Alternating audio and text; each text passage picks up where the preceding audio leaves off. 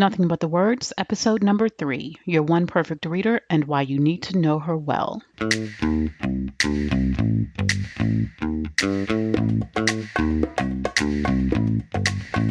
Welcome to Nothing But the Words, the podcast that gives you everything you need to know to write a phenomenal book. Now here's your host, your author coach, Candace L. Davis. Welcome to Nothing But the Words. I'm your author coach, Candace L. Davis. So, while I really love the craft of writing for its own sake, I enjoy just putting pen to paper, my hands on the keys.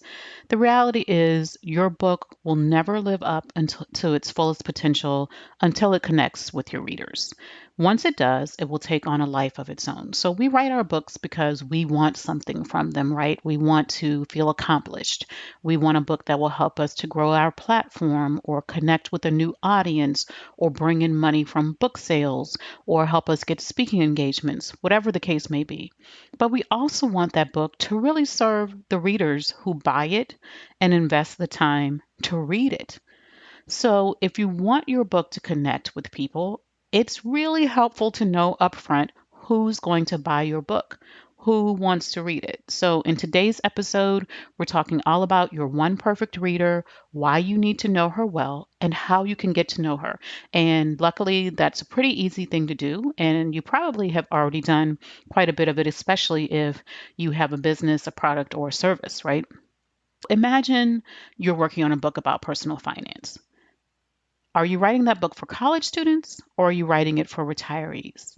Are you writing it for people who don't even know what a 401k is? Or are you writing it for really savvy investors who are looking for new ways to take their personal investing to the next level? Are you writing it for single moms? Or are you writing it for married couples, dual income, no kids, right? These are all different books.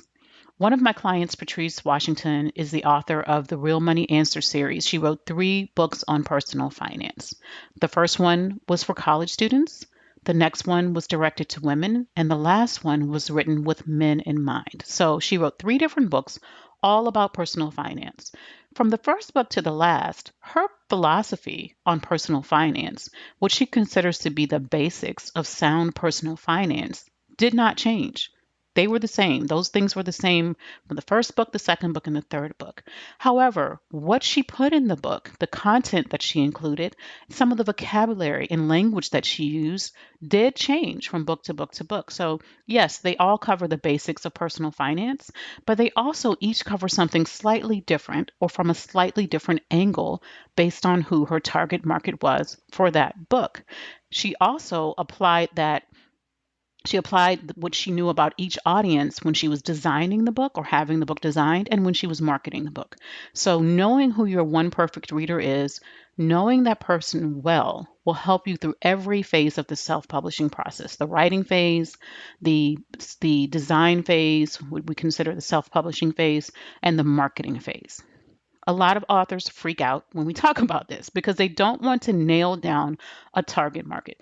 They're afraid if they start talking to one person, that's going to limit their reach. It's going to rule out everybody else. But nothing could be further from the truth. The truth is that when you write for everyone, you end up writing a boring book. It's bland. You can only write the kind of generic content that will apply to everyone, will offend no one, will cause no one to have a negative response to it, and is customized to no one. So it doesn't make for a great read. No one reading it feels like, hey, she's talking to me or he's talking to me. This author knows what's going on in my head because you're all over the place with it. Or at the other end of the spectrum, you end up trying to shove in every single thing and address every single angle and every single possibility and try to be all things to all people. And that doesn't work either. So when you're thinking about your one perfect reader, understand that even though you're talking to this one person, you'll have this one person in mind. You will have designed a profile of this person. Other people will still want to hear what you have to say. Think about some of the TV shows you watch. I watch TV shows that clearly do not have me in mind as a target audience, and so I'm going to go ahead and reveal this one secret that some people would find embarrassing, but which I do not. I am a fan of Riverdale. Riverdale is clearly written for teenagers. It is not produced with me, a 40-plus-year-old woman who has grown children and a sweet, perfect angel of a new grandbaby to watch. My 13-year-old niece, Ava, watches it just as religiously as I do. It's targeted to her, but I still watch it and I still like it and I still enjoy it and I still stay caught up so she and I can talk about it. I'm not the target audience. She is. And probably the vast majority of Riverdale's audience is more like her than that audience is like me, but that's okay. I know other adults, including my sister, who also watch it. We're outside of the target audience, but for some reason, the show has also connected with us. So don't worry about the idea that you're ruling out other people. I can bring it back to books. We all buy and read books that aren't directly targeted to us. I can almost promise you that I am not Todd Herman's or Ramit Sethi's or Dave Ramsey's target market. If you were to look at their book proposals or their publisher's marketing plan, they didn't have me in mind. Now, I may have fallen into a secondary target market for them, but I was not their primary target market. But I still buy and read and enjoy and love and recommend their books. They're smart. They write in an entertaining fashion. I learn things from them. So I still buy their books, even though I know they did not write those books for me. They're happy that I spent $20 on them, but they did not write their books for me. So, how do you design your one perfect reader profile? It's important, so I hope you will do it. So often it's easiest to start with the demographics, even though in many cases the demographics won't be the most important part of your reader profile. It's perfectly fine to start there. And the demographics include things like age, race, sexual orientation, income, location, profession, relationship status, things of that nature. These are, things you might fill out on the census form would fall under the demographic category.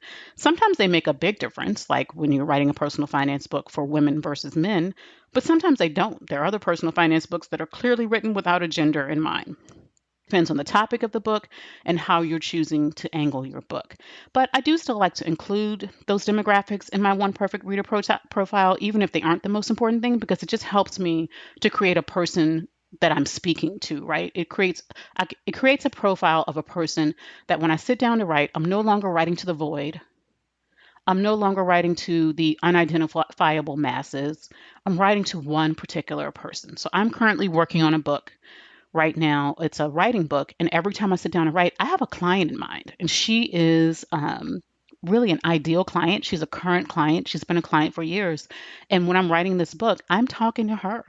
So I know exactly what I want to say and how I would say it to her. Some of the characteristics of your One Perfect Reader, some of those demographic characteristics will matter for you. But what will definitely matter are the things that fall under psychographics. So these are kind of the things that are going on in your One Perfect Reader's mind. What problem does your One Perfect Reader most want to solve? What kind of story inspires her or motivates her? What does he most want from a book like yours? What's his most important goal? What keeps her up at night? So what are their personal values? What are their priorities in their life? When I coach authors, we always create a perfect reader profile. Now, often authors who come to me already have a business or they have a speaking platform. They know who their perfect reader is. So that does make it a lot easier. But even if you've never created a profile of the person you want to read your book, you've never had a reason to create a profile of a client or a customer, this is not hard.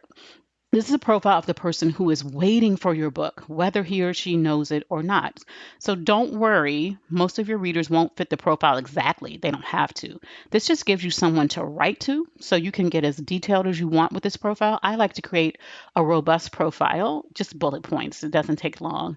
And then I'll have a picture and a name to go with that profile. So when I sit down to write, I know who I'm talking to. It's really easy when it's someone you already know.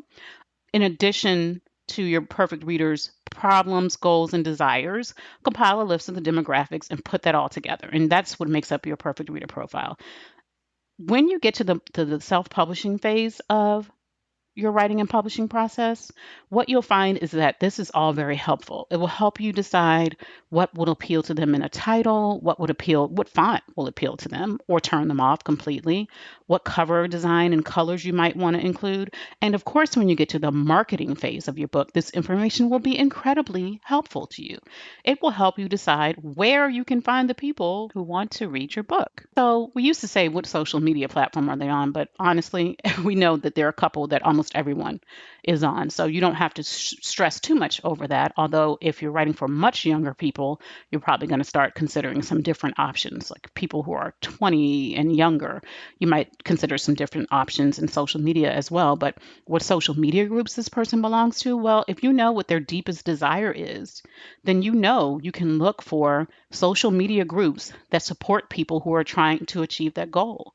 If you know what their biggest problem is that they're trying to solve, you can look for groups that try to solve that problem. You can identify podcasts, magazines, radio programs, all kinds of media that actually target that audience, which would make it a lot easier for you to find places to pitch yourself as an author and to pitch your book, conferences as well. So if you have customers or clients already, then creating your perfect reader profile could be really easy for you. It might be your existing customer, right? It might be your dream customer who you've already worked with. This person is so perfect. You wish you had about 100 more of this person. That could be your one perfect reader. Or it could be that client you haven't quite been able to land yet, and you can see how this book would prove to that person that you are the expert they need to work with. It could be people who aren't ready or a person who isn't yet ready for your products or services. And in that case, your book can help them to get ready to buy from you. So it also could be people who fit a whole new market that you haven't reached in your business yet and that you now want to reach. It could be people who are better suited for a new line of business that you want to launch. Now, if you don't have buyers yet, or if you don't have a business, don't worry about it. There are plenty of other ways to nail down your perfect reader. So often it helps if you just look at yourself. If you just look at who you were 2 or 5 or 7 or 10 years ago, you will often find for your how to book or your memoir, particularly, that your perfect reader is just a few steps behind you, or maybe even a lot of steps behind you on this journey that your book will take them on. So they are trying to learn something that you learned years ago, that you've mastered, and that you've put out into the world for them to learn from your story, your journey, your process, whatever it is that you're putting in your book. That person has a problem that your book can solve. If by chance you're writing a novel, this may just be the type of person who's obsessed with the kind of story that you want to tell. And if you can understand the underlying reasons that that story appeals to him or her, that's awesome. You're right on target with your one perfect reader profile with that. So if you understand how important, once you understand how important creating that one perfect reader profile is, it becomes a lot easier to actually do it because you see how it's going to serve you in the writing, in the publishing, and in the marketing of your book. Now, if you've already written the book, that's fine. Don't panic. You can go back and look at it and say, okay, these are the things, this is the person who's most going to benefit from what I've already written. And you can still apply that in the design phase. You could apply it in the redesign, and you could apply it in the marketing phase of your book. It's a step that a lot of people skip. It's a step that a lot of people don't even know about. I've even had people argue that you should just write the best book you want to write and don't worry about who you're writing it for. And I would say that that is hogwash because even if you're writing, let's say you're writing wonderful, beautiful fiction, if you're writing it for a 14-year-old or if you're writing it for a 40-year-old, those are probably going to be two different books. Now, when I was 14, I read books that were written for 40-year-olds. And now that I'm over 40, I would still read books that were written for 14-year-olds and younger. I'm a huge fan of the Harry Potter series. I'm a huge fan of Hunger Games. I am not the target audience for either of those series. But those authors had target audiences that they wrote to when they wrote those books. I promise you they did because you can tell from their use of language, their choice of characters and characterization, who they were talking to when they wrote that book. Your action step for today is to take some time to figure out who your one perfect reader is. Write out a description of this reader and start with what he or she hopes to get from your book. It could be the solution to a problem. It could be the steps to help them to achieve a goal. It could be entertainment even or enlightenment of some sort. Start with what that person will hope to get from your book and then create a profile of who that is. And if you really really want to make the profile super useful and make it really come to life and pop off the page for you, choose a picture of a person who it doesn't have to be a person in real life. You can pull it from a magazine if you want to off the internet.